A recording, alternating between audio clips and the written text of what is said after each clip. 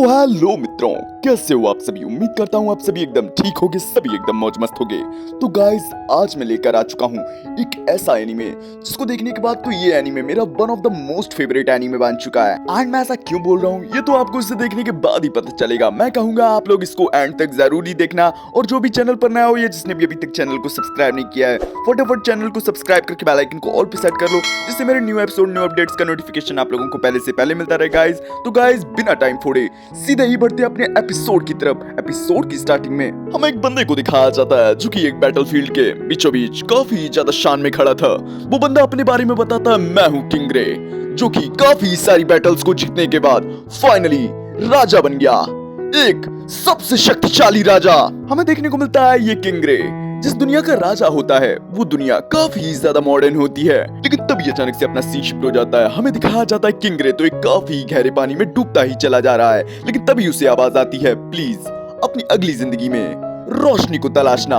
किंगरे को देखते हैं, उसे तो कुछ समझ में ही नहीं आ रहा होता कि आखिर मेरे साथ ये चल क्या रहा है, लेकिन तभी देखने को मिलता है अचानक से उसकी आंख खुलती है एंड वो अपने आप को कहीं और ही पाता है। उसे अपने सामने दो लोग देखने को मिलते हैं जो कि ऑफ कोर्स दूसरी दुनिया के किंगरे के मॉम डैड होते हैं, जिसमें से डैड अपनी वाइफ से बोलते हैं, वेल देखो हमारा बच्चा कितना ज्यादा प्यारा है, इसके बालों का रंग एकदम तुम पर गया है। तभी वाइफ बोलती है, और हाँ इसकी आंखें एकदम तुम पर गई हैं। ग्रे तो समझ ही नहीं पा रहा होता कि भाई आखिर ये चल क्या रहा है और मैं कहाँ हूँ। तभी डैड बोलते हैं, तो मेरे छोटे आर्थर तुम्हारा स्वागत है, मैं हूँ तुम्हारा डैड, तुम मुझे पापा बुला सकते हो। तभी पास ही में मौजूद लेडी बोलती है, बेटा आर्थर मैं हूँ तुम्हारी मॉम, तुम मुझे प्यार से मम्मा बुला सकते हो।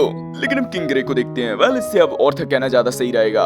वो अपने मन में सोच रहा होता है, आखिर ये कौन है ये दोनों, मैं तो इन्हें नहीं जानता, और आखिर ये दोनों क्यों अपने आप को मेरा पेरेंट्स बता रहे हैं। क्या ये कोई दूसरी दुनिया है? क्या मैं अपनी दुनिया में कहीं टपक तो नहीं गया? मैंने कभी सोचा नहीं था कि अपनी इतनी अनगिनत जीतों के बाद एक छोटा बेबस बच्चा बन जाऊंगा। तभी हमें कुछ दिनों बाद का सीन दिखाया जाता है जहाँ आर्थर को दूध वगैरह पिलाने के बाद उसकी डकार निकलवाई जा रही होती है, जैसा कि नॉर्मली पेरेंट्स वगैरह करते हैं। आर्थर हम लोगों को बताता है, एलिस और रेनोल्ड सच्ची में मेरा काफी अच्छे से ख्याल रखते हैं। एलिस गाइस इसकी मॉम का नाम होता है एंड रेनोल्ड इसके डैड का नाम होता है। आर्थर हम लोगों को बताता है, वेल यहाँ पर सब चीजें तो ठीक हैं, लेकिन मैं यहाँ बिल्कुल भी खुश नहीं हूँ। और गाइस इस चीज का रीजन है क्योंकि अब ये बच्चा बन चुका है, ये अपनी बॉडी को पूरी तरीके से कंट्रोल ही नहीं कर पाता एंड बच्चों की तरह ही रिएक्ट करता है, हमें देखने को मिलता है। आर्थर हम लोगों को बताता है, वेल मेरी बॉडी के फंक्शंस मेरे कंट्रोल में नहीं है, इस वजह से वक्त बेवक्त मैं अपने डायपर को गीला और गंदा कर देता हूँ। वेल आप लोग तो समझ ही गए होगे। तभी वो आगे बोलता है, वेल मुझे मेरी ये बॉडी एक जेल की तरह लगती है जिसमें मेरी सोल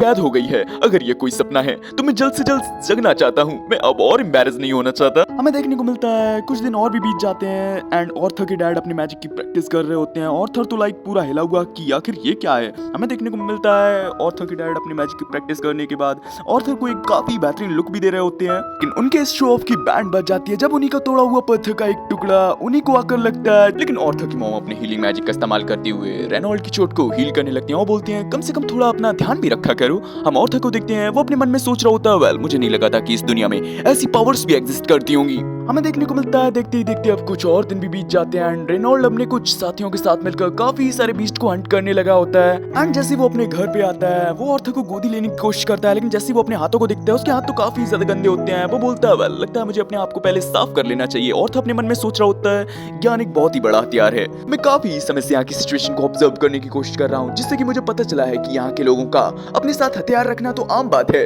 इसका मतलब मुझे भी जल्द से जल्द ताकतवर बनना पड़ेगा। तभी आर्थर की मॉम आर्थर के डैड से बोलती है, वेल तुमने ये काफी समय बाद काम किया है, तुम ठीक तो हो। तभी डैड बोलते हैं, तुम्हें चिंता करने की कोई जरूरत नहीं, ये तो काफी आसान काम था।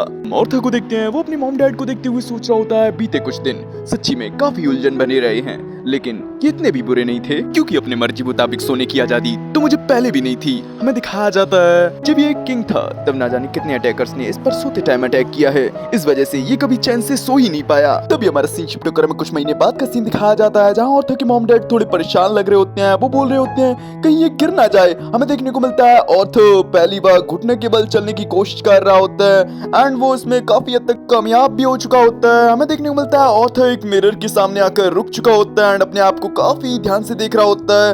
आर्थर के डैड भी ये सब चीजें देख रहे होते हैं और काफी एक्साइटेड होते हुए बोलते हैं, तेरा देखो तो हमारा नन्हा आर्थर अपने आप को मिरर में देख रहा है, सच्ची में ये कितना प्यारा लग रहा है। हम ऑर्थर को देखते हैं, वो अपने मन में सोच रहा होता है ऑर्थर कितने महीने बीत चुके हैं लेकिन अब तक मुझे इस नाम की आदत नहीं हुई है, लेकिन ये इतनी भी बड़ी बात नहीं है। तभी अगले सीन में हम देखते हैं ऑर्थर की मॉम ऑर्थर को सुलाकर वहाँ से चली जाती है, लेकिन हम देखते हैं ऑर्थर तो सोया ही नहीं होता है एंड वो अपने झूले से उतरकर यहाँ वहाँ घूमने लगता है। ऑर्थर अपने मन में सोच रहा होता है आखिरकार मैंने अपने हाथ पैर पर थोड़ा बहुत काबू हासिल कर ही लिया, अब मैं बहुत करीब हूँ, मुझे थोड़ा तेज चलना होगा, वो भी अपनी ओर बिना किसी का ध्यान खींचे। हमें देखने को मिलता है ये चलते चलते अपने घर में मौजूद लाइब्रेरी में आ जाता है एंड वो इसी के करीब होने की बात कर रहा होता है। हमें देखने को मिलता है ये काफी मशक्कत करने के बाद एक किताब को पा लेता है एंड उसे खोलकर पढ़ने लगता है। वो बोलता है ज्ञान एक हथियार है एंड मुझे जो चाहिए था वो आखिरकार मैंने पा ही लिया, इस दुनिया की जानकारी। जिस दुनिया में मेरा जन्म हुआ है इस दुनिया का नाम है डिज़ेथिन और इसमें 3 किंगडम्स हैं। पहला डार्क किंगडम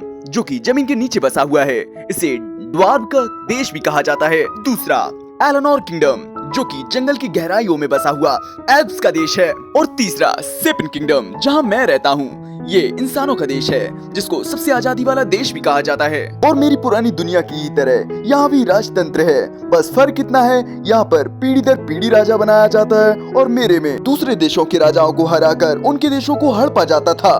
तभी हम देखते हैं जैसे वो इस बुक को पूरा पढ़ लेता है एंड वो तभी दूसरी बुक को निकालने लगता है, लेकिन वो निकालते निकालते नीचे गिर जाता है, लेकिन उसे ज्यादा फर्क नहीं पड़ता, वो काफी आराम से रिलैक्स होकर नीचे लेट जाता है। हम देखते हैं वो अपने मन में सोच रहा होता है मेरी पिछली जिंदगी के मुकाबले ये दुनिया अब भी विकसित हो रही है। मेरे पास मौजूद इस किताब से पता चलता है कि यहाँ की टेक्नोलॉजी इतनी पुरानी क्यों है, इसका रीजन है मैजिक। इस दुनिया में माना नाम का एक पावर का सोर्स है। माना को कंट्रोल करने की काबिलियत ज्यादातर हमें हमारे वंश से मिलती है और 100 में से ज्यादातर एक इंसान के पास ये काबिलियत होती है। माना का इस्तेमाल 2 तरीकों से होता है, पहला अगमेंटिंग एंड दूसरा कॉन्ज्यूरिंग। अगमेंटर्स माना का यूज करते हुए अपने शरीर की क्षमता बढ़ा सकते हैं जिससे उन्हें जबरदस्त शक्ति, डिफेंस और फुर्ती मिलती है। और वहीं कॉन्जरर्स माना को बाहर निकालकर उसे काबू कर उसे जैसे चाहे वैसे यूज कर सकते हैं। और सबसे जरूरी चीज माना को कंट्रोल करने की चाबी है माना कोर। ज्यादातर स्पेलकास्टर अपने 10 से 15 साल की उम्र से लेकर अपनी जवानी के दौरान वे अपनी पावर्स का इस्तेमाल करना शुरू कर देते हैं। हम नेचर में मौजूद माना पार्टिकल्स को अपने शरीर में इकट्ठा करके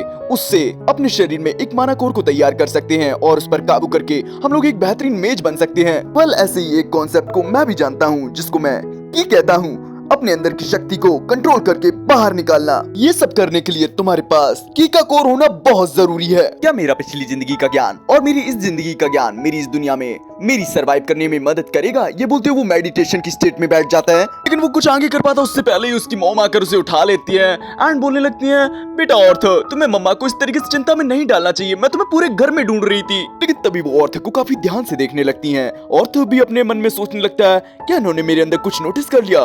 तभी उसकी मॉम बोलती है लगता है तुमने पूपी कर ली। हम ऑर्थर को देखते हैं, वो अपने मन में सोच रहा होता है ऐसा तो हो ही नहीं सकता, मैं धीरे धीरे करके अपनी बॉडी को कंट्रोल करने लगा हूँ। लेकिन जैसे वो अपने बैक पर हाथ लगाता है उसका डायपर हैवी हो चुका होता है, यानी कि उसने वास्तव में कर ली होती है। हम देखते हैं ऑर्थर की मॉम ऑर्थर का डायपर चेंज करने के लिए ऑर्थर को ले जाने लगती है। ऑर्थर सोच रहा होता है सच में ये कितना शर्मनाक है, अब तो मुझे वास्तव में ये शरीर एक जेल की तरह लगने लगा है। तभी देखते ही देखते अब 2 साल गुजर जाते हैं। हमें देखने को मिलता है ऑर्थर की मॉम अपनी डायरी में लिख रही होती है ऑर्थर अब 2 साल का हो चुका है, सच्ची में वक्त बहुत जल्दी गुजरता है। मेरा बच्चा ऑर्थर सच्ची में काफी ज्यादा प्यारा है और उसे नई नई चीजों को जानने की एक्साइटमेंट हमेशा ही बनी रहती है, लेकिन आज तक मैंने उसे मुस्कुराते हुए नहीं देखा है। वहीं घर के बाहर का सीन देखते हैं जहाँ ऑर्थर के डैड ऑर्थर को स्वॉर्ड चलाना सिखा रहे होते हैं और बोल रहे होते हैं इसी तरीके से मेरे बच्चे तुम में स्वॉर्ड चलाने का काफी अच्छा हुनर है, आगे चलकर तुम एक स्वॉर्ड मास्टर भी बन सकते हो।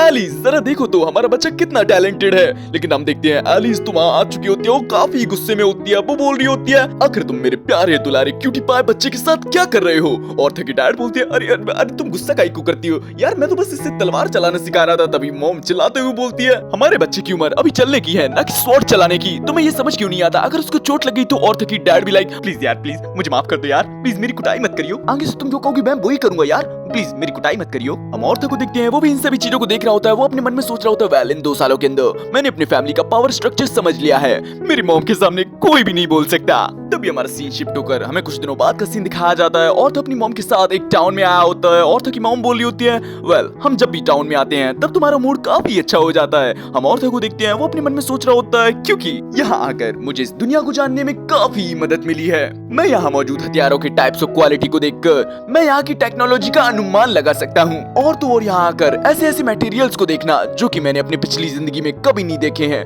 काफी बढ़िया अनुभव है। और तो और यहाँ पर मैजिक को परफॉर्म करते हुए देखने से भी मुझे काफी ज्यादा नॉलेज मिली है। हम देखते हैं ऑर्थर की मॉम की शॉपिंग कंप्लीट हो चुकी होती है एंड वो अपने घर की तरफ बढ़ रही होती है। उन्हें देखने को मिलता है ऑर्थर को तो नींद आ रही होती है। वो ऑर्थर से बोलती है, ओले मेरे बेटे को नींद आ रही है, छो जाओ छो जाओ। हम देखते हैं ऑर्थर भी अपने मन में सोच रहा होता है, सच्ची में मेरे मॉम डैड मेरी काफी ज्यादा केयर करते हैं और मेरी जरूरत को पूरा करते हैं।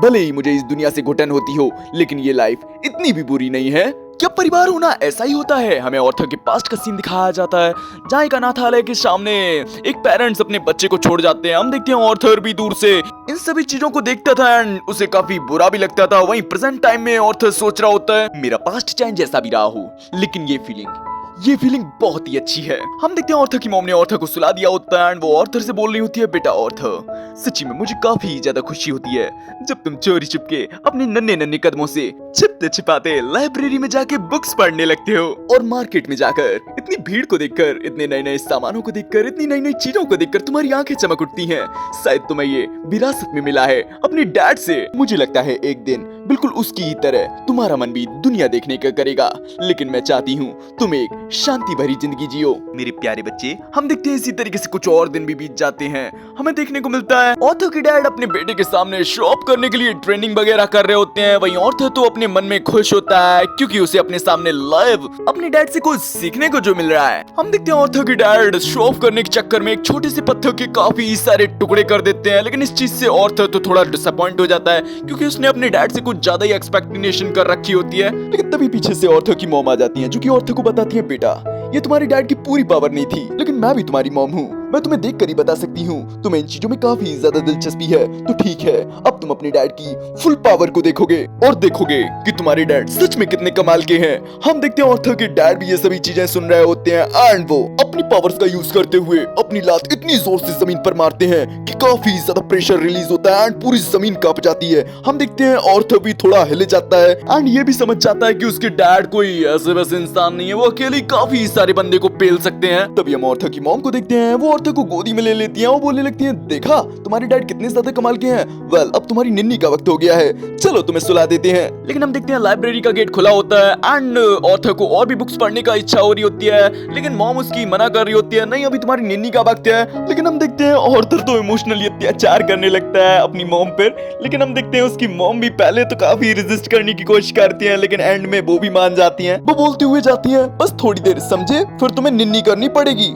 हम देखते हैं जैसे ही ऑर्थर की मॉम वहां से जाती हैं, ऑर्थर अपने मेडिटेशन स्टेट में बैठ जाता है एंड अपने मन में सोच रहा होता है, फाइनली जीत मेरी हुई। इन 2 सालों के अंदर मैंने काफी सारी चीजें सीखी हैं, जिसमें से मेरे सबसे ज्यादा काम की चीज है वो है अपना माना कोर बनाने की काबिलियत। सबसे पहले अपने शरीर के अंदर मौजूद माना पार्टिकल्स को एक पॉइंट पर इकट्ठा करो। ये काफी ज्यादा टफ टास्क है और इसमें काफी ज्यादा मेहनत लगी, लेकिन मेहनत रंग ला रही है। वहीं घर के बाहर साइड देखते हैं ऑर्थर के डैड तो अभी भी काफी ट्रेनिंग कर रहे होते हैं एंड ऑर्थर की मॉम उनके लिए पानी लाई होती है, लेकिन तभी देखने को मिलता है ऑर्थर के अपने माना कोर बनाने की वजह से ऑर्थर का पूरा घर ही ब्लास्ट हो जाता है। हमें देखने को मिलता है उसके मॉम डैड भी जैसे तैसे करके बचते हैं, लेकिन ये प्रेशर इतना ज्यादा होता है कि ऑर्थर के डैड अपनी वाइफ को बचाने के चक्कर में काफी इंजर्ड हो चुके होते हैं, लेकिन उन दोनों को अपने से ज्यादा अपने बच्चे की फिक्र होती है एंड वो दोनों भागते हुए उसी रूम की तरफ जाते हैं जहाँ ऑर्थर अपना माना कोर बना रहा होता है एंड जैसे ही वो लोग उस रूम में आते हैं वो लोग तो एकदम हिले जाते हैं। ऑर्थर के डैड बोलते हैं, ये कैसे हो सकता है, बल्कि ये तो अभी 3 साल का भी नहीं हुआ है। उन्हें अपने सामने देखने को मिलता है कि ऑर्थर तो हवा में फ्लोट होते हुए अपना मेडिटेशन कर रहा होता है एंड ऑर्थर को भी पता चल चुका होता है कि उसके मॉम डैड यहाँ आ चुके हैं एंड वो अपने आप को नॉर्मल करके नीचे आ जाता है। हम देखते हैं ऑर्थर की मॉम डैड तो अब भी काफी ज्यादा हिले हुए होते हैं कि हमारा बेटा इतना ज्यादा टैलेंटेड है कि उसने 2 साल की उम्र में ये कर दिखाया। हम देखते हैं ये दोनों काफी ज्यादा हिले हुए होते ही हैं, लेकिन तभी ऑर्थर के ऊपर टूटी हुई छत का मलबा वगैरह गिरने लगता है। ऑर्थर तो काफी ज्यादा हिले जाता है कि भाई ये क्या हो रहा है, क्या मैं लापरवाह था, लेकिन कुछ भी हो मैं इस लाइफ को नहीं खोना चाहता। हम देखते हैं वो भागने की भी कोशिश करता है बट उसके नन्हे नन्हे पैरों के कारण वो नहीं कर पाता। हम देखते हैं वो अब अपनी आंखें बंद कर लेता है कि भाई कुछ नहीं कर सकते, लेकिन तभी देखने को मिलता है काफी ज्यादा हीरोइक एंट्री मारते हुए ऑर्थर के मॉम डैड ने ऑर्थर को बचा लिया होता है। मार्था को देखते हैं, उसके अंदर अभी भी अपने मॉम डैड को लेकर फीलिंग्स नहीं होती। वो सोच रहा होता है वेल मैं भूल ही गया था, ये दोनों तो मेरे पेरेंट्स हैं और इन लोगों की जिम्मेदारी है कि मुझे प्रोटेक्ट करना। लेकिन हम उसकी मॉम को देखते हैं, वो तो लिटरली काफी रोने लगती है एंड अपने बच्चे को काफी टाइटली चिपका लेती हैं। हम देखते हैं अब तो ऑर्थर के डैड भी काफी रोने लगते हैं कि फाइनली हमारा बच्चा सुरक्षित है, मुझे खुशी है कि तुम्हें कुछ नहीं हुआ मेरे बेटे। हम ऑर्थर को देखते हैं, वो सोच रहा होता है आखिर ये दोनों क्यों रो रहे हैं, इन लोगों ने अपनी जिम्मेदारी निभा दी, इन्हें तो खुश होना चाहिए। लेकिन नहीं रुको, आखिर ये मेरे अंदर कैसी फीलिंग आ रही है? क्या ये फीलिंग कुछ ऐसी है जो कि मैं अपनी पिछली जिंदगी में नहीं सीख पाया और इस जिंदगी में आकर फील कर रहा हूँ? अगर ऐसा है भी तो भी मैं इस फीलिंग को अपने मॉम डैड को अपनाना चाहूंगा। मुझे फर्क नहीं पड़ता मेरा पास्ट कैसा था, लेकिन मैं अपने प्रेजेंट को अच्छा बनाऊंगा। ये बोलते वो अपनी मॉम को गले लगाते हुए काफी जोरों शोरों से फुट फुट कर रोने लगता है एंड अपनी तुतलाती हुई आवाज से मॉम डैड बोलता है। हाँ गाइस, फाइनली उसने अपनी इस लाइफ को एक्सेप्ट कर लिया है। और गाइस इसी के साथ हो जाता अपना ये एपिसोड यहीं फिनिश। सच्ची में गाइस मैंने अब तक बहुत एनीमे देखे हैं, लेकिन ये सीरीज मेरी one of the most favourite anime बन चुकी है, क्योंकि इस सीरीज के लाइफ के साइकिल को इस तरीके से दिखाया गया है ना कि मैं इस सीरीज के एक एक पार्ट को फील कर सकता हूँ, एक एक सिचुएशन को फील कर सकता हूँ। अगर मैं आप लोगों को एक एग्जांपल देके समझाऊं तो गाइस बचपन से तो सभी गुजरे हैं एंड अचानक से आपके सामने आपका बचपन ला दिया जाए तो कैसा फील करेंगे, वही फील मैं कर रहा हूँ। गाइस आज के लिए बस इतना ही रखेंगे, बाकी का आप सभी जानते ही हैं। बस मैं आप लोगों से एक रिक्वेस्ट करना चाहूंगा, अगर आप लोगों ने इस सीरीज को यहाँ तक देखा है तो मैं बस ये चाहता हूँ कि कमेंट में अपना ओपिनियन जरूर बता के जाना कि ये सीरीज आपको कैसी लगी।